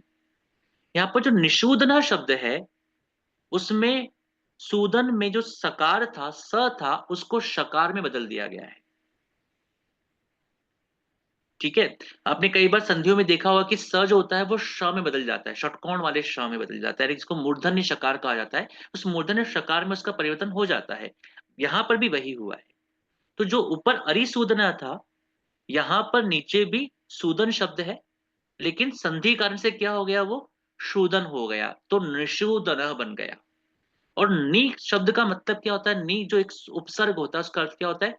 निश्चित रूप से, जो निश्चित रूप से उसका नाश करने वाला हो। किसका नाश करने वाला हो? तो केशी नाम के एक असुर का। यह केशिम निषूदयति, निश्चयेन सूदयति, जो निश्चित रूप से केशी नाम के एक असुर, एक राक्षस का वध करते हैं, नाश करते हैं, जिन्होंने उनका नाश किया था। इस कारण से उनको केशी निषूदना शब्द से संबोधित किया गया है। मैं समझ रहा हूं कि शायद ये जो चीज चल रही है वो सब चीजें क्लियर हो रही होंगी, और यदि कोई प्रश्न है तो आप अवश्य बताइएगा। और यदि आप कमेंट में भी मुझे कुछ लिख सकेंगे तो मुझे समझ में आएगा कि हाँ, जो हम बात कह रहे हैं वो बात ठीक दिशा में जा रही है, नहीं जा रही है। अगले आते हैं गोविंदः। गोविंदः वृंदावन के निवासी, गायों के रक्षक, गायों के पालन करने वाले। उन्होंने अपना प्रारंभिक जीवन जो था वो एक ग्वाले के रूप में निभाया। उनके पिता भी ग्वाला ही थे, बहुत सारी गायें उनके पास थी, गायों का पालन करते थे, गायों को ले आते थे चराने के लिए, और उसके बाद में वहीं पर ही बांसुरी बजाते थे, और बहुत सारी लीलाएं उनकी वहां पर उसी जगह पर हुई है। तो हम देखते हैं कि गोविंदा शब्द क्या होता है। तो गोविंदा शब्द जो गायों का खोजता है, गायों को ढूंढता है, गायों का पालन करता है, गायों का ध्यान रखता है, या गायों की सुरक्षा करता है। गाम विंदति इति गोविंदः, जो गायों का विंदती, विंदती शब्द का अर्थ जो है वो हम कई तरह से ले सकते हैं। तो यहाँ पर मूल रूप से उनका, उनकी खोज करने वाला, उनको ढूंढने वाला, उनका ध्यान रखने वाला, या फिर उनकी सुरक्षा या संरक्षा करने वाला, ये सब कुछ वहां पर आते हैं। और फिर आता है जगतपति। जगतपति बिल्कुल सामान्य तौर पे एक शब्द है, पति कहते हैं स्वामी को, और जगत अर्थात जगत का पति, संसार का पति, संसार का स्वामी। तो जगताम पति इति जगतपति। यहाँ पर अगर हम समास बोलेंगे तो समास यहाँ पर षष्ठी तत्पुरुष समास है, और उसी समास के माध्यम से यहाँ पर जगताम पति इति जगतपति, जो जगत का पति है, समस्त संसार का जो पति है, समस्त संसार का जो स्वामी है, उसे यहाँ पर जगतपति कहा गया है। एक बात और ध्यान रखेंगे हम यहाँ पर कि जगतपति के अंदर जगतः पति नहीं होगा, अर्थात एक जगत का पति नहीं है वो, एक संसार का स्वामी नहीं है वो, बल्कि समस्त संसारों का स्वामी है। तो कई बार हम जब ये बात करते हैं कि क्या पृथ्वी एक ही है, क्या एक ही पृथ्वी पर जीवन है, तो यहाँ पर हम इस समास के माध्यम से, इस शब्द के माध्यम से ये बात को समझ सकते हैं कि संस्कृत साहित्य में तो एक ही पृथ्वी नहीं है। वेद भी कहता है कि नाना पृथिव्यः, बहुत सारी पृथ्वियां हैं, बहुत सारी पृथ्वियों पर जीवन है। तो यही बात यहाँ पर भी आती है कि जब विष्णु के बारे में, श्री कृष्ण के बारे में बात की जाती है, तो यहाँ पर एक जगत की बात नहीं की जाती, ना करके वे जगताम पति, समस्त संसारों के स्वामी की बात यहाँ पर करते हैं। उसके बाद अगला आता है जगन निवास। जगन निवास है, यहाँ पर भी वही जगत शब्द का प्रयोग किया गया है। संधि कारण से वो जगत, तकार जो है, त जो है वो न में बदल गया है। तो जगत निवास, जो जगताम निवास, जो समस्त संसारों का निवास स्थल हो, आश्रय स्थल हो, समस्त संसार जिसमें रहते हो, समस्त संसार जहां जहां जा सकता, संसारों में जो जा सकता हो, गमन कर सकता हो, तो जगत निवास जगताम निवास है, समस्त संसार जिसमें विद्यमान हो। जब श्री कृष्ण ने अपने बचपन में, उनकी माँ ने कहा कि तुमने क्या खा लिया है, तो उन्होंने क्या कहा कि मैं तो मिट्टी नहीं खाई। माँ ने बहुत डांटा, मुंह खोल के दिखाओ, तो उन्होंने मुंह खोल के दिखाया, तो उनको क्या दिखा, समस्त संसार उनके मुंह में विद्यमान दिखे, सारे ब्रह्मांड, सारे नक्षत्र, सारे ग्रह उनके मुख में दिखाई दिए। तो जगताम निवास, समस्त वर्ल्ड का, संसार का निवास उसके अंदर विद्यमान है। अगला है जनार्दन। जनार्दन जो जन्म, जो लोगों को, one who has no birth and puts an end to the birth of other beings, जो दूसरों को ना तो स्वयं जन्म लेता है और ना ही कभी नाश को प्राप्त करता है। तो जो व्यक्ति, ऐसा व्यक्तित्व, ऐसा श्री कृष्ण जो ना जन्म ले और जो ना कभी मृत्यु को प्राप्त करे, उसे जनार्दना कहा गया है। जनार्दना का एक उत्पत्ति और होती है, जन्म अर्दयति सह जनार्दना भी कहा जाता है, जो शत्रुओं का अर्दयति अर्थात संहार करता है, नाश करता है, उसके लिए भी जनार्दन शब्द का प्रयोग होता है। देवा हम सब जानते हैं, देव किसको कहते हैं। वैसे तो इसकी व्युत्पत्ति बहुत सुंदर यास्क के निरुक्त में आपको मिलेगी, और वहां पर बहुत सुंदर तरीके से देव या देवता शब्द की व्युत्पत्ति वहां पर हमको प्राप्त होती है, तो उसको हम वहां पर देख सकते हैं। देव देवा, जो देवताओं में का भी देव है, अर्थात देवों में भी देव जो होगा, उसे यहाँ पर देव देवा कहा गया है। इसके अतिरिक्त शब्द बहुत सारे हैं और समय सीमा लिमिटेड रहेगी मेरे ख्याल से, तो मैं थोड़ा सा जल्दी जल्दी कर लेता हूँ।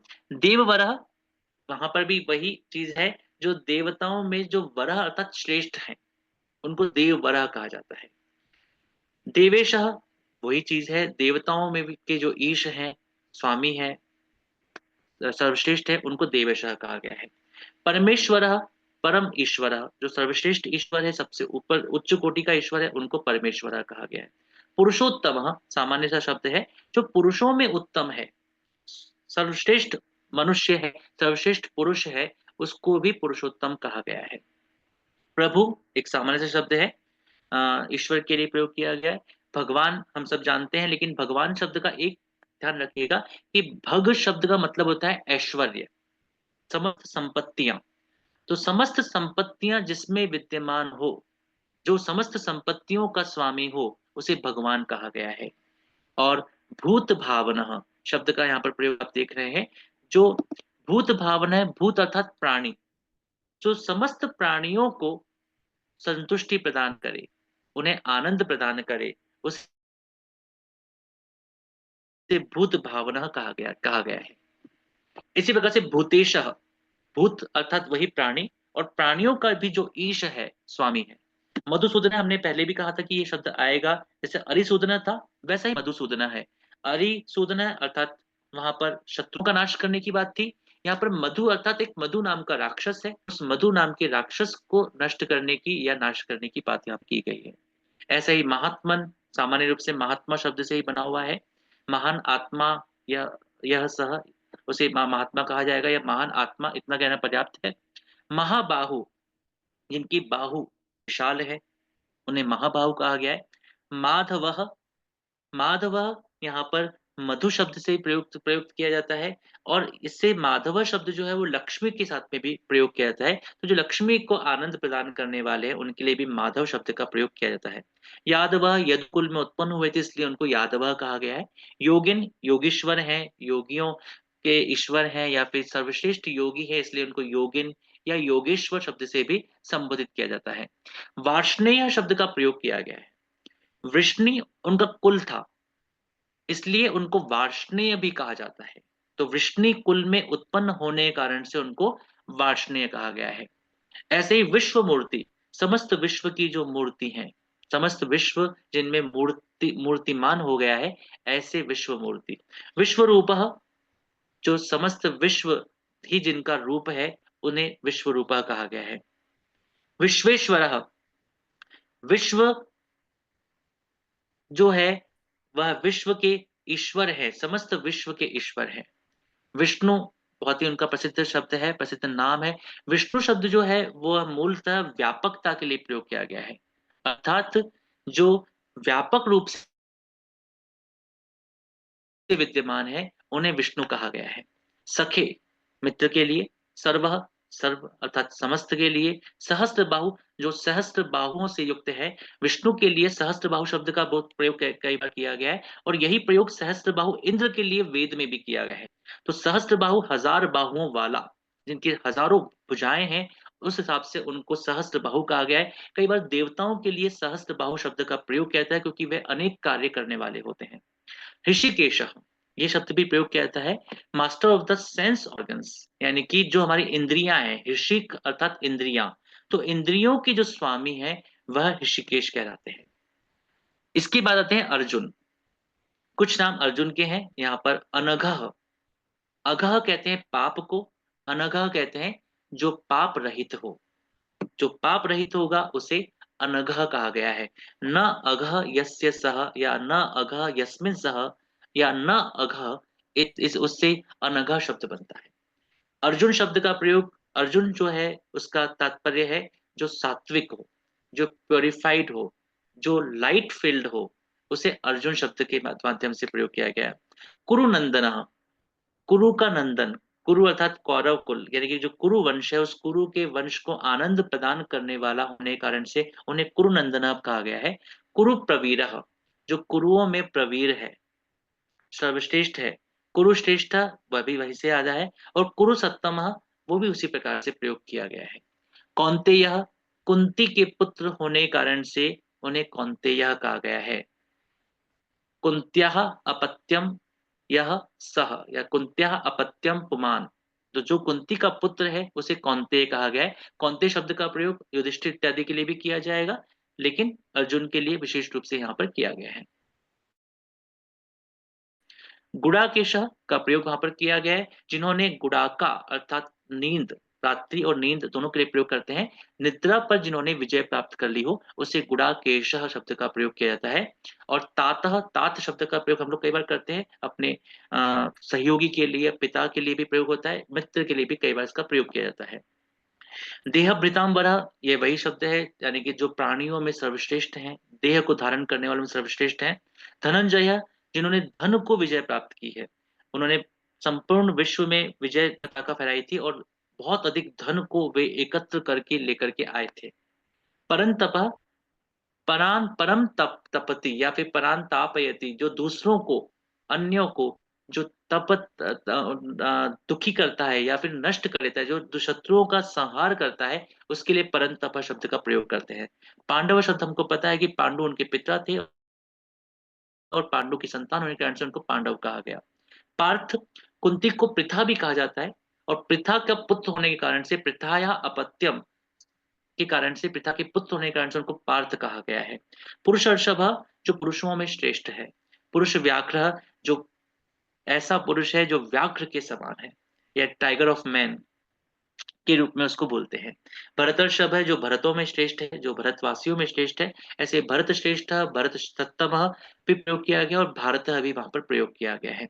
महाबाहु कृष्ण के लिए भी प्रयोग किया गया, और यहाँ पर अर्जुन के लिए भी प्रयोग किया गया। और सव्यसाचिन, सव्य कहते हैं बाएं हाथ को, जो बाएं हाथ से भी धनुष चला सके या तीर चला सके, उसे सव्यसाचिन शब्द के द्वारा प्रयोग किया गया है।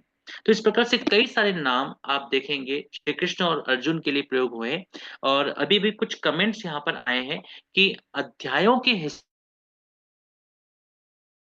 से हमें इन सब का बताएं कि ये अध्यायों में कहाँ प्रयोग हुए हैं। तो मैं ओम गुप्ता जी को आश्वस्त करता हूँ कि अध्यायों की सूची मैं आपको उपलब्ध करा दूंगा कि कोई भी शब्द किस किस अध्याय में प्रयोग किया गया है, तो शायद वह अधिक उपयोगी होगा। यदि ये संभव होगा कि हम श्लोक का नंबर भी दे देंगे, श्लोक की संख्या भी दे देंगे, अर्थात अध्याय और अध्याय के हिसाब से वहां पर श्लोक संख्या भी आ जाएगी। तो एक शब्द परंतप शब्द है, तो वो कहाँ पर किस किस अध्याय के कौन कौन से श्लोक में प्रयोग किया गया है, इसकी सूची हम लोग बना लेंगे, और वो सूची हम आपको वहां पर प्रेषित करने का प्रयास करेंगे। तो इस प्रकार से हम देखते हैं कि कई तरह की चीजें यहाँ पर आती हैं। और श्री कृष्ण और अर्जुन दोनों ही एक श्रेष्ठ व्यक्तित्व है। गीता में अर्जुन का अपना एक स्थान है, और श्री कृष्ण का अपना एक स्थान है, और वे दोनों एक साथ मिलकर युद्ध की विजय पताका को लहराने का प्रयास करते हैं। और इसीलिए कहा गया है कि यत् यदा चरति श्रेष्ठस् तत्तदेवेतरो जनः, स यत् प्रमाणम कुरुते लोकस तदनुवर्तते। हम अर्जुन का भी अनुवर्तन करते हैं, हम कृष्ण का भी अनुवर्तन करते हैं। हम दोनों का अनुवर्तन इसलिए करते हैं क्योंकि जब अर्जुन कष्ट में आए, अर्जुन को जब समस्या उत्पन्न हुई, अर्जुन जब समझ नहीं पा रहे थे कि उन्हें क्या करना चाहिए, तो कृष्ण ने उनका साथ दिया। और अर्जुन का हम इसलिए समर्थन करते हैं क्योंकि जब श्री कृष्ण ने अर्जुन को समझाया, तो अर्जुन समझे। मैं ये मानता हूं कि अर्जुन में वह योग्यता थी, जैसा कि तिवारी मैम ने भी कहा कि उसमें वह योग्यता थी कि वह उस बात को समझ सके, उन सिद्धांतों को जान सके। लेकिन यह भी बहुत महत्वपूर्ण है कि अर्जुन एक ऐसे पात्र थे जिस पात्र के माध्यम से श्री कृष्ण अपनी बात को कह सकते थे। और यह केवल और केवल एक महाभारत युद्ध के लिए नहीं है, अपितु संपूर्ण जीवन को आगे बढ़ाने के लिए है, संपूर्ण जीवन में उस चीजों को लेकर के आने के लिए है। तो यदि हम श्री कृष्ण और अर्जुन के बारे में इस प्रकार से बात करने या जानने का प्रयास करते हैं, तो हम ये समझ पाते हैं कि किस प्रकार से हम ज्ञानी बन सकते हैं, किस प्रकार से हम कर्म योगी बन सकते हैं, किस प्रकार से हम श्रेष्ठ बन सकते हैं।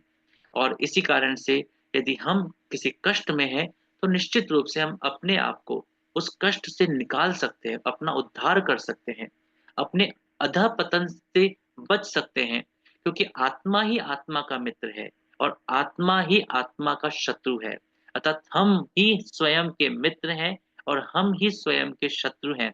समझना चाहें तो हम हर बात को समझ सकते हैं, और ना समझना चाहें तो समझने योग्य बात को भी हम नहीं समझ सकते हैं, जैसा कि दुर्योधन के साथ था। और वे कहते हैं, क्या कहते हैं दुर्योधन, कि जानामि धर्मम न च मे प्रवृत्ति, जानाम में धर्मम न च मे निवृत्ति। मैं जानता हूं कि धर्म क्या है, लेकिन मेरी उस तरफ प्रवृत्ति नहीं है। और वे यही भी कहते हैं कि मैं जानता हूं कि अधर्म क्या है, लेकिन मैं वहां से निवृत्त नहीं हो सकता। वहां पर उसी की आत्मा की शत्रु बन जाती है। और यहाँ पर श्री कृष्ण भी एक आत्म स्वरूप है, और अर्जुन भी एक आत्म स्वरूप है। भले ही हम श्री कृष्ण को परमात्मा के स्वरूप में मान लें, लेकिन यहाँ पर आत्मा एक दूसरी आत्मा की मित्र बनती है। अर्जुन की स्वयं की आत्मा भी उसकी मित्र बनती है, क्योंकि वह स्वयं चाहता है कि मैं सीखूं, जानूं कि वास्तव में मेरा लक्ष्य क्या होना चाहिए और सही मार्ग क्या है। और ऐसे ही श्री कृष्ण भी सखा के रूप में अर्जुन का साथ देने को तैयार है, क्योंकि वे चाहते हैं कि अर्जुन को सही दिशा की ओर प्रवृत्त होना अत्यंत आवश्यक है। इसलिए यदि हम आगे बढ़ना चाहते हैं तो हमें बहुत जरूरी है कि किस प्रकार से हम एक आत्मा को दूसरी आत्मा के साथ देखने का प्रयत्न करें। और श्री कृष्ण और अर्जुन निश्चित रूप से इसके बहुत ही सुंदर उदाहरण है, बहुत ही उत्कृष्ट उदाहरण है।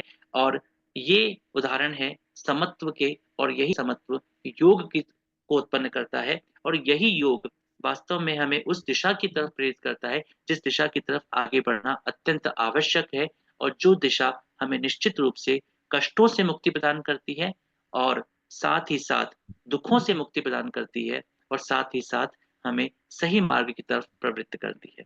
आप सभी का बहुत बहुत आभार और धन्यवाद। और समय अधिक हो चुका है, और मैं क्षमा चाहूंगा शायद यदि अधिक समय हुआ हो।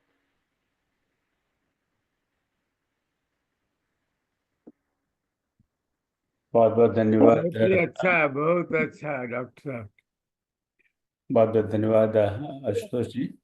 आपने बहुत बहुत अच्छी अच्छा। जानकारी दी भगवान श्री कृष्ण और अर्जुन के विभिन्न नामों के बारे में। और बहुत सुंदर। जो आज इन्होंने व्याख्या की, बड़े संक्षेप में व्याख्या की, विस्तार से व्याख्या करने के लिए तो हर नाम के लिए एक घंटा चाहिए। बिल्कुल चाहिए। वो सिर्फ श्रीमद् भगवत गीता तक ही सीमित है। भगवान श्री कृष्ण के तो और भी बहुत सारे नाम हैं, श्रीमद् बिल्कुल। भागवतम में, महाभारत में। तो कई बार हम सोचते हैं अरे इसमें ये नाम तो बताया ही नहीं, पर वो श्रीमद् भगवतम ना हो, पर महाभारत के अन्य अध्यायों में या श्रीमद् भागवतम में। और हमारे तो इतने इतने ग्रंथ हैं, तो उनके अनेक नाम अनेक जगह पर हैं। तो इसलिए हमें ये नहीं कहना चाहिए कि अरे ये नाम कैसे छूट गया, क्योंकि वो भगवत गीता में शायद से प्रयोग ना हो। चूंकि हमारा समय हो गया है, इसलिए प्रश्नोत्तरी का बहस नहीं है, तो इसलिए मैं क्षमा चाहता हूँ। तो आप सब पधारे आज के कार्यक्रम में, आपका बहुत बहुत धन्यवाद, बहुत बहुत आभार।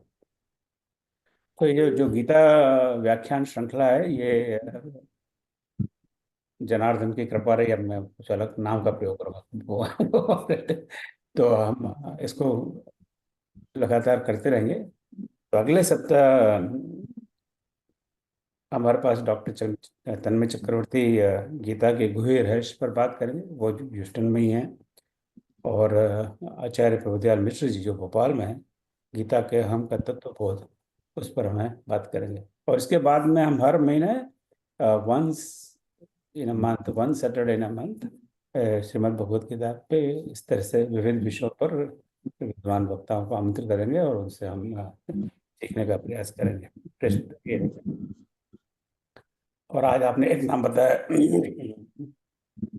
इनका जो सहस्त्र शब्द का प्रयोग किया, तो उस पर एक विष्णु सहस्त्र नाम है। उस पर जनवरी से हर सैटरडे, फर्स्ट सैटरडे से हम विष्णु सहस्त्र नाम का यहाँ पर पाठ भी करेंगे और उनके नामों की चर्चा भी करेंगे। जैसे आज हमने श्री कृष्ण भगवान के नाम की चर्चा की, तो हम विष्णु सहस्त्र नाम, विष्णु के जो 1000 नाम का उल्लेख है, वो भी महाभारत का अंश है, पर इससे विस्तार से ये 4 जनवरी, 2 सप्ताह बाद we will start that conversation.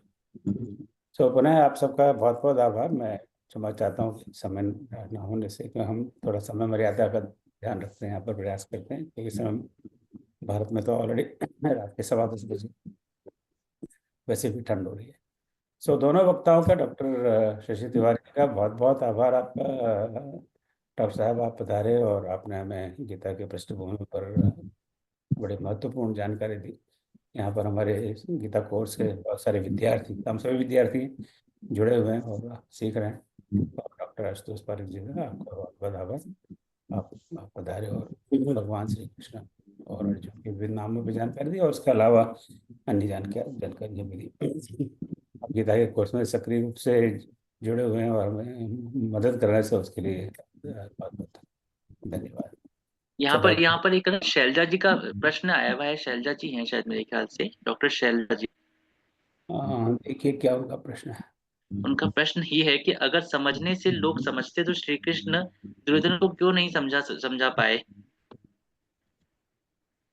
चूंकि हमारे पास समय नहीं है, पर संक्षेप में आप में से दोनों में से कोई उत्तर देना चाहे, डॉक्टर तिवारी या पारिक जी, तो आप तिवारी देंगे। मैम है।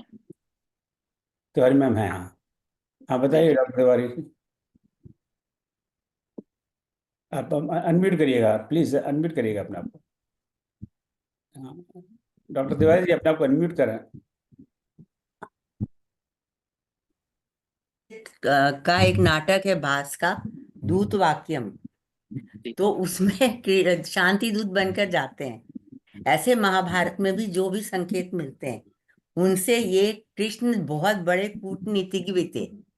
वो चाहते थे कि लड़ाई हो। मैंने आपको बताया कि उनका पर्पस आने का, धर्म स्थापना, और वो गीता के द्वारा उनको करनी थी। और गीता बोलने के लिए पूरी एक व्यवस्था करनी थी, जहां पर कोई काम करते करते छोड़ने की बात करे। गीता उसी को बोली जा सकती है ना। काम की बात, काम करो काम करो। जो काम करते करते छोड़ रहा है उसको बोली जाएगी, जो काम कर रहा है उसको तो बोली नहीं जाएगी। और जो नहीं करना चाहता है, बिल्कुल निकम्मा है, उसको भी नहीं बोली जाएगी, क्योंकि वो तो करेगा ही नहीं। जो करते करते छोड़ रहा है उसको बोली जाएगी। तो इसलिए विषाद, जब जब विषाद होगा, अर्जुन की तरह हम सबको भी जब जब विषाद होगा, तो कलयुग में गीता के द्वारा वो उसको दूर कर सकते हैं। गीता कलयुग के लिए हमारे को एक मैनुअल की तरह दी गई है। और इसलिए अर्जुन, वो दुर्योधन माने ना, ऐसा ज्यादा वो उसको भड़काने वाले वाक्य बोलते थे कि वो युद्ध करने के लिए और दृढ़ हो जाता था। वो किसी को कहीं भी ऐसा उन्होंने संकेत नहीं दिया कि वो सीरियसली युद्ध को चाहते थे। वो युद्ध नहीं चाहते थे, वो युद्ध चाहते थे, क्योंकि तभी उनके आने का पर्पस सिद्ध होने वाला था। ओम जी, एक छोटी सी जिज्ञासा है, पूछ लूं आपकी आज्ञा हो तो? अरे आप मालिक आदमी है, ब्राह्मणों को तो कुछ कह ही नहीं सकते, श्राप दे देंगे फटाक से, डर लगता है। डॉक्टर शशि तिवारी जी को प्रणाम। एक छोटी जिज्ञासा ये है, महाभारत का प्रसंग आता है कि भगवान कृष्ण अर्जुन और दुर्योधन दोनों को विकल्प देते हैं कि किसको नारायण चाहिए, किसको नारायणी सेना चाहिए। दुर्योधन नारायणी सेना मांगता है, भगवान दे देते हैं। तो ये लेकिन ये पता था कि नारायणी सेना का संहार होगा, तो अपनी सेना को भगवान कृष्ण ने माने मृत्यु के मुंह में क्यों डाल दिया? ये इसका उत्तर भी पहले जो दिया है वही है। वो सभी को, जो भी दुष्ट लोग हैं, सभी को नष्ट करने के लिए ही आए हैं। अरे उनकी सेना है, वो दुष्ट थोड़ी है। हाँ हाँ, नारायणी सेना है, वो कोई बात नहीं। ऐसा एक वो करेंगे कि वो, क्योंकि अवतार लेकर आए भगवान है वो। और वो तो स्वयं भी अपने लोग, अपने संबंधियों को भी तो मारा उन्होंने, ये भी तो आपको पता होगा। सारा कुल उनका नष्ट हो जाएगा, ये उनको भी वो मिला हुआ था, श्राप मिला हुआ था श्री कृष्ण को। वो जो लास्ट का अध्याय है, बताओ आशुतोष, कौन सा अध्याय है जिसमें ये मूसल का मुसल मुसल अध्याय, मुसल मौसल मूसल पर अध्याय मौसल है। पर तो एक मौसल घास, मौसल पर है। हाँ, मौसल वो मौसल घास पर एक है जिसके द्वारा मूसल बनेगा, और उससे उनके सारे यादव वंश का नाश हो जाएगा। बिल्कुल और ठीक। उसके बाद वो अपना भी उसी बाण के द्वारा, एक बहेलिये के बाण के द्वारा उनका भी नाश हो जाएगा। उसमें भी वही घास लगी हुई है। तो वो तो प्लान पूरा ऐसा किया गया है।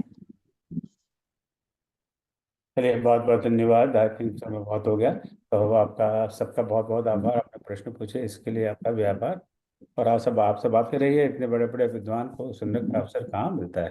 ये हमारा बड़ा सौभाग्य है कि हमें इन्हें सुनने सुनने का अवसर मिला। मैं तो बहुत छोटा विद्यार्थी हूँ। और और तिवारी मैम, आशुतोष, आपका बहुत तुमने बहुत अच्छा आभार। बोला, और अच्छा बोला। नहीं नहीं नहीं ये नहीं, अभी हमारे संपर्क में कुछ महीनों से आए हैं, और बहुत ब्राइट ब्राइट स्टूडेंट है। बहुत ब्राइट है, और बिल्कुल ना। स्टूडेंट मैं बहुत ब्राइट है। आपकी बात और आपको गुप्ता जी बहुत बहुत धन्यवाद। बिल्कुल आपने दो निश्चित रूप लोगों से। को वहां और ऑरलैंडो से लेकर आ गए। नहीं, हमें बड़ा लाभ मिल रहा है उसका, वेब्स कॉन्फ्रेंस का जी। सबसे बड़ा लाभ यही मिला। आप लोगों से परिचय हो गया और लगातार संपर्क बना हुआ है और आपसे सुनने को मिल रहा है। यदि शांति मंत्र के साथ समापन करें। ओम सर्वेषां स्वस्तिर्भवतु, सर्वेषां शांतिर्भवतु, सर्वेषां पूर्णं भवतु, सर्वेषां मंगलं भवतु। ओम सर्वे भवन्तु सुखिनः, सर्वे सन्तु निरामयाः, सर्वे भद्राणि पश्यन्तु, मा कश्चित् दुःखभाग् भवेत्। ॐ असतो मा सद्गमय, तमसो मा ज्योतिर्गमय, मां व्रतं गमय। ओम शांति शांति शांति। जय श्री राम, जय श्री कृष्ण।